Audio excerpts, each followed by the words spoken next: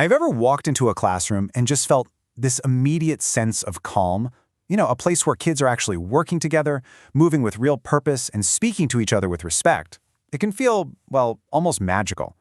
But today, we're going to pull back the curtain on how that amazing atmosphere is built piece by piece. So what is the secret?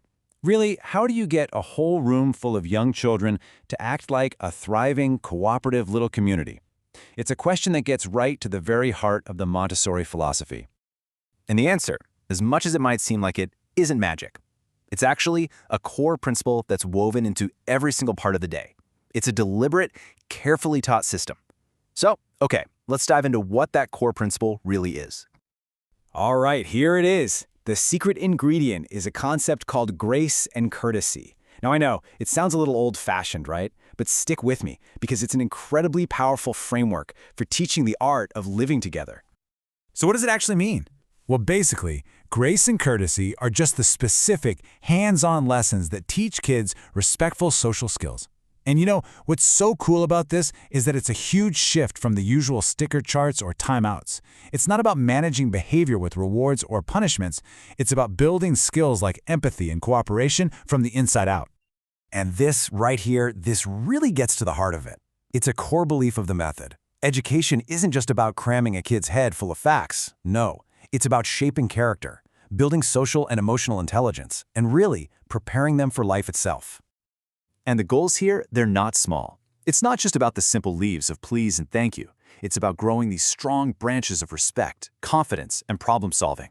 These lessons, they form the very roots that let children grow into responsible, active members of their community. So how in the world do you teach something as abstract as respect or cooperation? Well, you do it by breaking it down into small, concrete, daily actions. Let's take a look at how they do it. What's really amazing is just how simple and practical these daily actions are. I mean, look at this list. It's everything from a sincere good morning to something as subtle as moving gracefully so you don't step on a friend's project. And look, these aren't just suggestions. These are skills they actually teach and practice every single day. Now, theory is one thing, but seeing it happen, that's something else entirely. So let's just walk through a really common classroom scenario. Okay, picture it. A little kid is carefully carrying a small pitcher of water, and oops, some of it sloshes out onto the floor. In a lot of places, this could lead to embarrassment, maybe another kid pointing or laughing. But in this classroom, the response is totally different. Without a teacher even saying a word, another child sees the spill, quietly goes over to a little cleaning station, gets a cloth, and comes back to help wipe it up. There's no drama, no blame, just a shared problem and a cooperative solution. That simple, powerful moment, that is grace in action. It's creating an environment where the gut reaction, the ingrained response is kindness, not judgment. Helping each other just becomes the default setting. And this is where it gets really, really interesting.